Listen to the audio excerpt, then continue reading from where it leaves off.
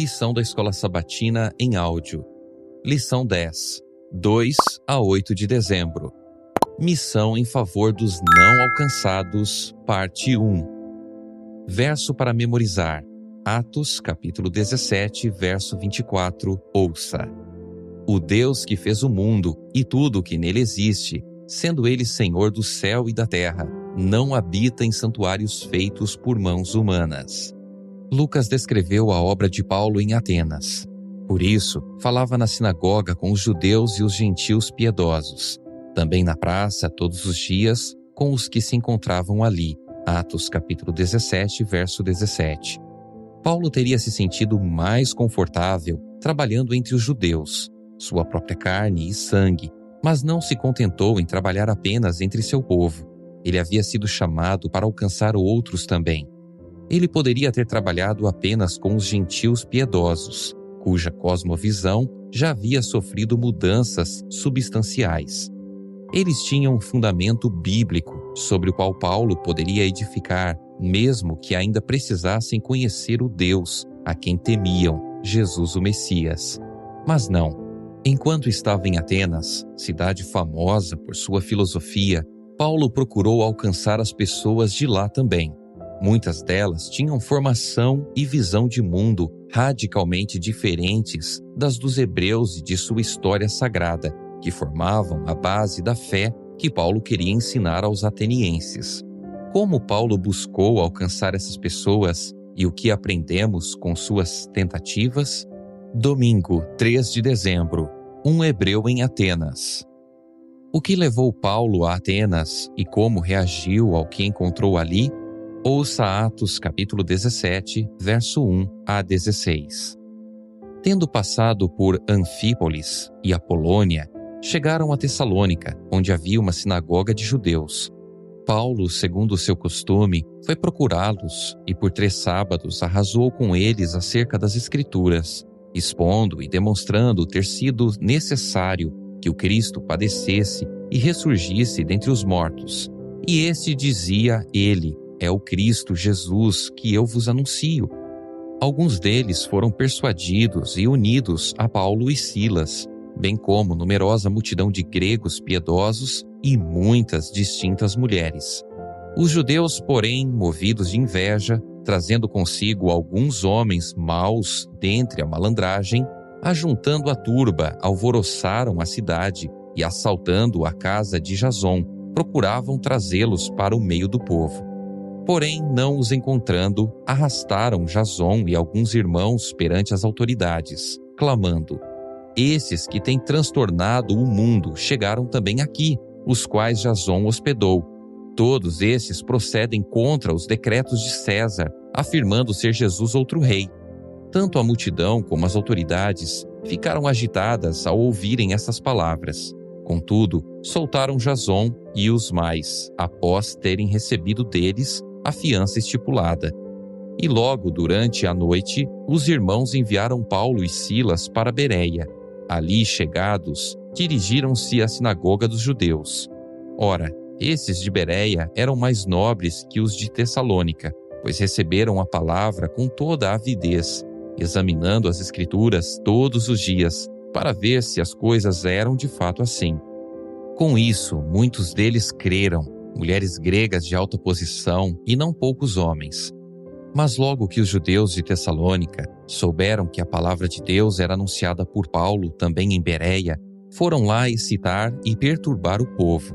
Então os irmãos promoveram, sem detença, a partida de Paulo para os lados do mar. Porém Silas e Timóteo continuaram ali.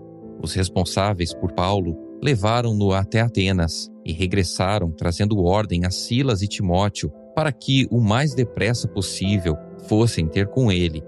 Enquanto Paulo os ensinava em Atenas, o seu espírito se revoltava em face da idolatria dominante na cidade. Atenas estava cheia de ídolos. Conhecendo a história de seu próprio povo e sua propensão à idolatria, apesar das advertências, Paulo indignou-se também com todos os ídolos que encontrou naquela cidade.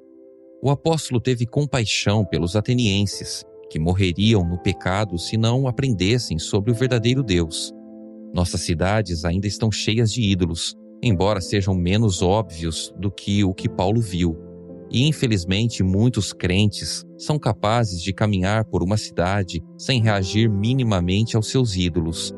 Paulo, porém, estava ligado o suficiente ao Espírito Santo para reagir, diferentemente de outros crentes que ainda não entendiam que o Evangelho era para todo o mundo. Paulo sabia que Deus queria que os atenienses fossem salvos com todos os demais. Ele entendia que o conceito de missão global era levar o Evangelho aos não alcançados, incluindo pagãos adoradores de ídolos, bem como os filósofos que enchiam as ruas de Atenas. Portanto, Paulo frequentava a praça onde essas pessoas costumavam se encontrar. Podemos dizer que ele formou o primeiro centro de estudos de missão global, em que usava a praça para estudar e testar métodos para alcançar o coração e a mente daqueles pagãos. Paulo sabia que não podia se aproximar dos atenienses da mesma forma que se aproximava dos judeus, ou mesmo dos gentios tementes a Deus. Aquelas eram pessoas cujo ponto de partida não era o Deus de Israel, nem suas obras entre a nação israelita. Embora esses conceitos e crenças fossem fundamentais para judeus e gentios tementes a Deus, não significavam nada para as pessoas que Paulo encontrou na praça ateniense. Por isso, seria necessária uma abordagem inteiramente nova. Nós também vivemos situações em que buscamos alcançar pessoas cuja origem não tem nada com a herança judaico-cristã. Por isso, como Paulo, precisamos fazer adaptações. Uma abordagem que funciona em Buenos Aires pode ser inútil em Bangkok.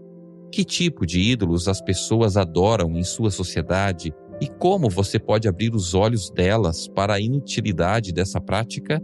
Segunda-feira, 4 de dezembro. Paulo no Areópago. Visto que tinha recebido uma missão de Deus, não importava onde Paulo estivesse, ele pregava o Evangelho. Foi exatamente isso que procurou fazer em Atenas. Ouça Atos, capítulo 17, verso 18 a 21. E alguns dos filósofos, epicureus e estoicos, contendiam com ele, havendo quem perguntasse: que quer dizer esse tagarela? E outros: parece pregador de estranhos deuses, pois pregava a Jesus e a ressurreição. Então, tomando-o consigo, o levaram ao Areópago, dizendo: poderemos saber que nova doutrina é essa que ensinas? Posto que nos trazes aos ouvidos coisas estranhas, queremos saber o que vem a ser isso, pois todos os de Atenas e os estrangeiros residentes de outra coisa não cuidavam senão dizer ou ouvir as últimas novidades. De quais diferentes maneiras os pagãos na praça reagiram ao discurso e questionamento de Paulo? Os deuses estranhos de Paulo impressionaram as pessoas. Por isso, elas o levaram ao Areópago, local da cidade onde questões legais e religiosas eram julgadas, embora Paulo não tenha enfrentado algum juízo legal. Era justo, ao que parecia, dar a ele e à sua nova doutrina uma audiência. Seria difícil ignorar alguém com a eloquência de Paulo, mesmo promovendo ideias estranhas. Atos capítulo 17, verso 21, diz que os atenienses não faziam nada além de dizer e ouvir novidades. Lucas estava acusando-os de inércia? Possivelmente não. É provável que estivesse mostrando que eles eram pensadores e debatedores experientes. Afinal, dos gregos vieram Sócrates, Platão e Aristóteles, filósofos cuja influência chegou até nossos dias. Durante séculos, Atenas foi vista como o centro intelectual e filosófico. Embora alguns desses pensadores não fossem ateus, no sentido que consideramos o ateísmo no presente, muitas de suas ideias filosóficas eram radicalmente diferentes dos ensinamentos do cristianismo. É difícil, por exemplo, encontrar um lugar na filosofia dos epicuristas e estoicos para algo como um Messias ressuscitado. Em Atenas, Paulo esperava que o Espírito Santo usasse seus conhecimentos e habilidades de oratória que ele havia adquirido em sua educação com Gamaliel. Mas o Espírito Santo usou ainda mais a percepção e o conhecimento que Paulo tinha adquirido nas ruas de Atenas. Os mais sábios entre seus ouvintes ficaram admirados ao analisar sua argumentação. Ele mostrou estar familiarizado com suas obras de arte, literatura e religião. Ellen G. White, Atos dos Apóstolos, página 150. Depois da experiência com pagãos e filósofos em Atenas, Paulo escreveu: porque decidi nada saber entre vocês, a não ser Jesus Cristo e este crucificado. Jesus deve estar no centro da mensagem ao buscarmos alcançar a todos. Terça-feira, 5 de dezembro. Paulo e o Deus desconhecido.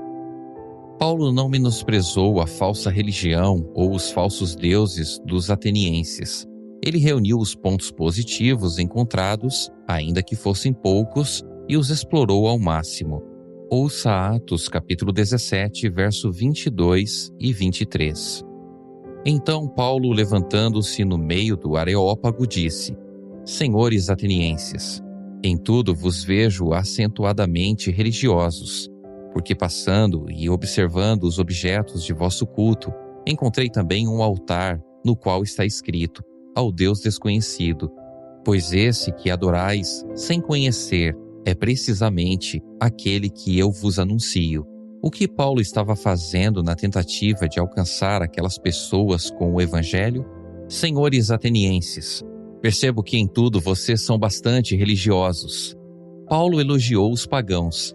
A religião deles era equivocada, mas Paulo elogiou a devoção sincera deles. Caso fossem humildes, Deus poderia alcançá-los com a verdade. Paulo continuou: andando pela cidade e observando os objetos de culto que vocês têm, ao descrever o estudo que havia feito na religião ateniense, ele comunicou uma atitude respeitosa para com o povo. Ele não se apressou em se autoproclamar um especialista com todas as respostas de como as pessoas precisavam mudar. Ele era de fato um especialista e tinha as respostas de que elas precisavam. Porém, não se apresentou dessa maneira. Caso contrário, teria sido rejeitado. Ele foi considerado alguém que se importava com as pessoas e desejava o bem delas. Ao comentar sobre a inscrição ao Deus desconhecido, Paulo aproveitou o que poderia ser visto como um ponto em comum. Eles acreditavam em deuses, o que era um ótimo começo.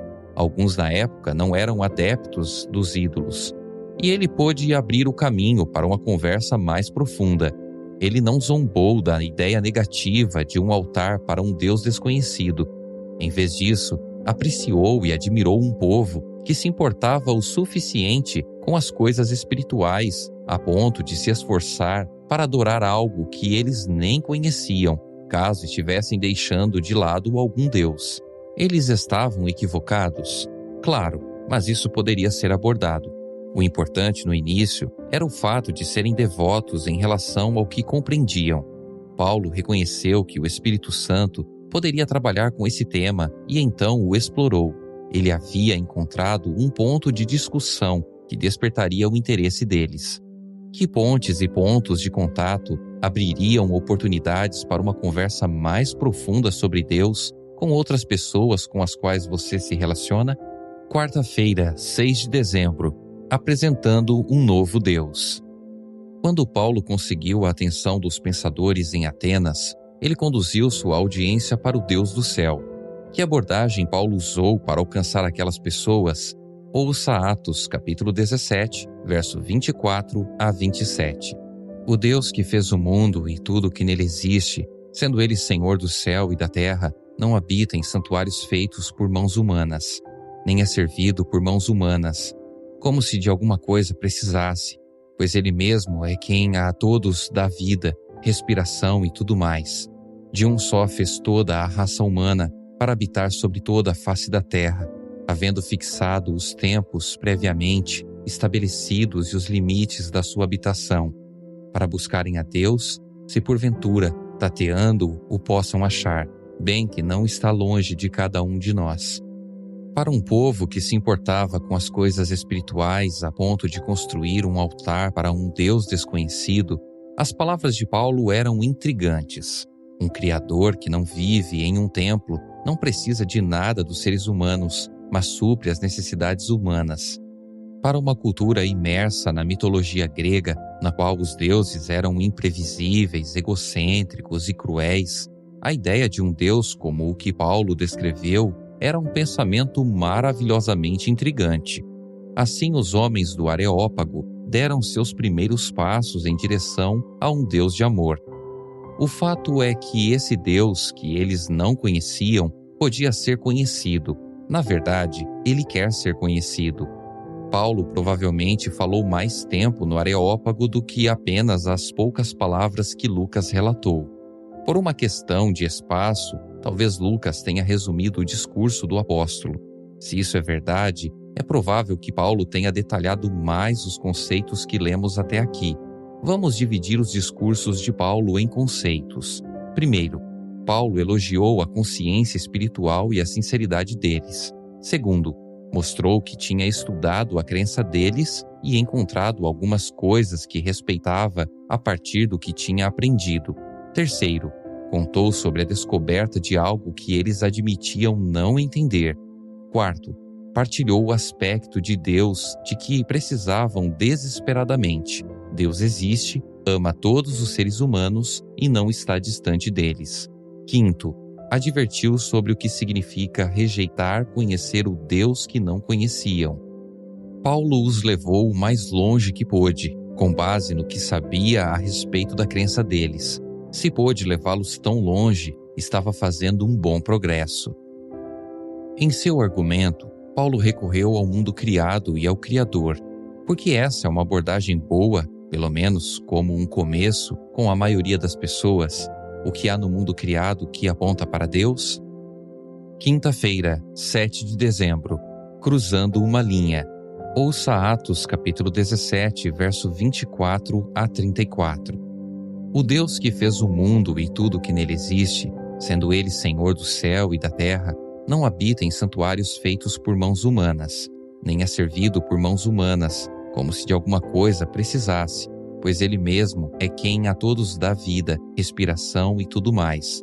De um só, fez toda a raça humana para habitar sobre toda a face da terra, havendo fixado os tempos previamente estabelecidos e os limites da sua habitação, para buscarem a Deus, se porventura, tateando, o possam achar, bem que não está longe de cada um de nós, pois nele vivemos e nos movemos e existimos, como alguns dos vossos poetas têm dito, porque dele também somos geração.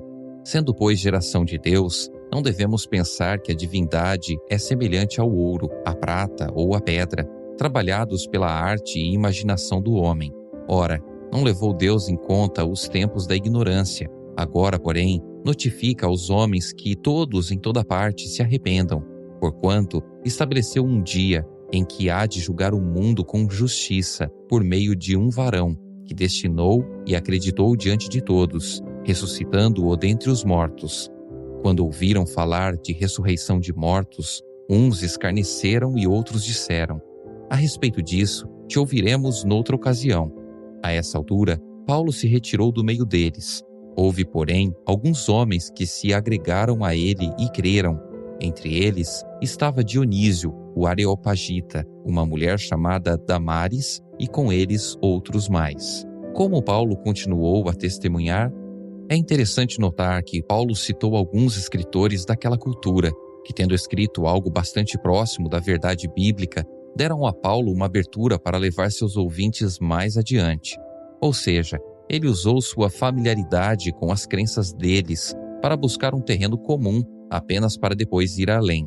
Sem dúvida, ao buscar alcançar os outros, ter familiaridade com o que eles acreditam e buscar pontos em comum pode ser um método poderoso de alcançar as pessoas.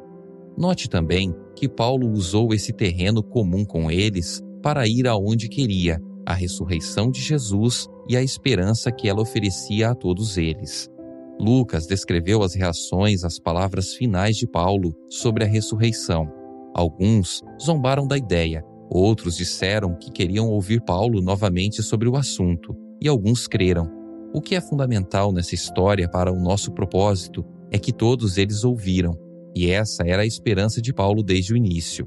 Sabemos que algumas pessoas rejeitarão o Evangelho. Mas devemos fazer todo o possível para garantir que, antes de o rejeitar, entendam o que estão rejeitando. Paulo, por meio de seu método de trabalhar entre os atenienses e de seu uso estratégico do que ele havia estudado e aprendido deles, assegurou que ouvissem com mente aberta que existe um Deus que eles não conheciam, mas que os havia criado.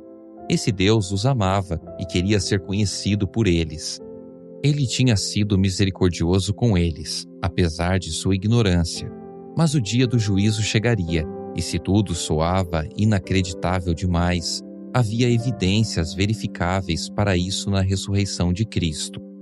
Depois que as pessoas ouviram e compreenderam a mensagem, tiveram que escolher por si mesmas se a rejeitariam por completo ou se investigariam mais. Alguns investigaram mais e se tornaram seguidores de Jesus. Desafio. Em oração, peça a orientação específica de Deus para saber a melhor forma de testemunhar alguém que você conhece. Desafie-se. Explore as mídias sociais como um possível areópago, onde vamos representar o Evangelho para os incrédulos, com a clareza e discrição de Paulo. Sexta-feira, 8 de dezembro, estudo adicional. Uma das lições da experiência de Paulo no Areópago é que ele utilizou nessa situação as informações obtidas em seus estudos feitos na cidade de Atenas sobre como abordar um grupo não alcançado, o que resultou em um grupo de crentes em Atenas. As palavras do apóstolo e a descrição de sua atitude e circunstâncias, da forma como a inspiração registrou, deviam aproveitar a todas as gerações futuras, dando testemunho de sua inabalável confiança, sua coragem na solidão e adversidade e a vitória por ele obtida para o cristianismo no coração do paganismo. As palavras de Paulo contêm um tesouro de conhecimento para a igreja. Ele estava em uma posição em que facilmente poderia ter dito qualquer coisa que teria irritado seus orgulhosos ouvintes, colocando-se em dificuldade. Se seu sermão tivesse sido um ataque direto aos deuses e aos grandes homens da cidade, ele teria corrido o risco de ter o mesmo fim de Sócrates. Mas com tato, afastou a mente deles de suas divindades pagãs, revelando-lhes o verdadeiro Deus desconhecido para eles. Ellen G. White, Atos dos Apóstolos, páginas 152 e 153. Por meio do contato direto com o povo, do estudo de sua cultura e religião e do respeito por sua devoção espiritual, Paulo conseguiu algo notável em Atenas, algo que é um tesouro de conhecimento para a igreja. Ele evitou irritar os ouvintes. Isso foi uma grande realização, inspirada por Deus. De acordo com Ellen G. White, isso é um tesouro de conhecimento, ao qual, como igreja, precisamos prestar atenção.